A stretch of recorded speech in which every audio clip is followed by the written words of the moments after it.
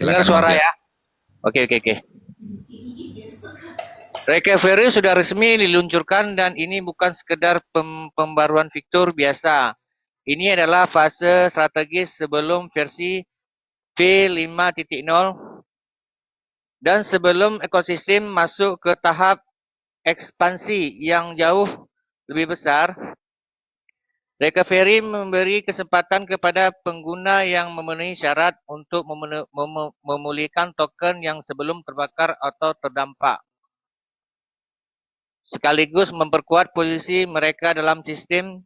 Jadi ini bukan cuma soal mengembalikan token, tetapi tentang menampilkan fondasi sebelum fase kompetitif dimulai.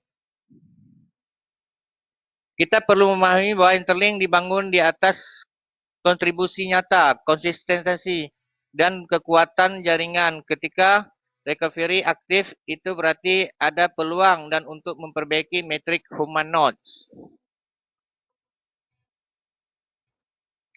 Memperkuat struktur referral dan menghidupkan kembali jaringan yang mungkin sempat melemah dan dampak bukan hanya individual tetapi juga kolektif. Node yang kuat akan terdampak pada node terhubung di sekitarnya. Kenapa ini penting sebelum V5.0? Karena setelah versi V5.0 ditayangkan, slot verifikasi akan menjadi jauh lebih kompetitif. Prioritas yang tidak akan sepenuhnya acak kekuatan node, konsistensi aktivitas dan kesiapan jaringan akan memainkan pesan besar. Bertindak lebih awal berarti memperbesar peluang berada di posisi yang lebih strategis di saat fase verifikasi dimulai. Ketika juga arus realistis, fase recovery seperti ini memungkinkan tidak akan selalu tersedia dengan kondisi yang sama. Kedepan, ketika jaringan semakin matang dan jumlah pengguna semakin besar, mekanisme pemulihan bisa menjadi lebih besar, lebih ketat dan selektif. Artinya, ini adalah salah satu peluang pemulihan yang paling mudah dibandingkan kemungkinan di masa depan. Ingat, ini bukan sekadar menyelesaikan tugas harian. Ini tentang positioning recovery hari ini bisa menjadi pembedaan secara antara siap dan tertinggal ketika V5.0 review berjalan. Jadi manfaatkan momentum ini, perkuat jaringan dan pastikan kita berada di barisan di saat fase berikutnya. Oke Om. Mantap. Nggak apa-apa, ini latihan public speaking. Jadi ada di apa? Rekam Om. Lupa saya. ada. Nanti kita kirim rekamannya. Udah Om. Nanti kita kirim rekamannya. Ada tambahan sedikit Om. Boleh, silahkan Bang Fian. Kalau ada tambahan.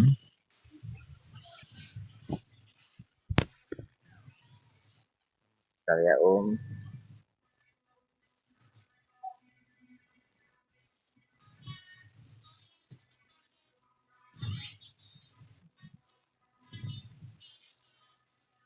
Udah sih Om, udah. Udah, selesai. Terima kasih Om. Oke, Bang Fian. Next, siapa selanjutnya? Ara, udah siap? Ara. Om, belum, ntar dulu. Anu Lagi. Yang lain dulu Om. Iya, enaknya sih jam segini sih. Kalau malam kadang udah capek ya. Udah capek ya. Kalau malam Boleh pakai masker kan Om? Nggak ada COVID lagi, Ra. Ngapain pakai masker? Scam. Nggak jadi, Arang kalau gitu nggak ikut. Bang Sel, gas Bang Sel. Aku Ya, Bang belum Sel. siap kalau on cam. Kalau ngomong aja bisa aku sekarang. Mungkin sekedar saran buat teman-teman yang Bang lain. Sil nggak siap? Enggak gini Bu Sila. Saran buat teman-teman yang lain. Jadi lebih baiknya itu difahami dulu, lalu kita jelaskan, nggak usah bercetek. Jadi kita lebih apa ya? Lebih Lebih kelihatan. lebih Lebih menguasai materinya. Nah, begitu. Iya. Gitu, misal nggak usah baca teks. Cuma agak membuat juga panjang. Jadi Bang Tian aja udah ahli, dia grogi. Bukan, enggak. Belum siap dia. Harus siap mental juga sih. Menguasai Iya, Bang bahan. Tian Boleh. aja yang udah biasa Kalau sambil KGL. kalau sambil baca itu boleh, sebenarnya boleh. Jadi kalau sambil baca itu gini dia. Nah, boleh ya sambil baca boleh, tapi baca dulu dalam hati baru disebutkan. Jadi nggak kelihatan banget bacanya gitu.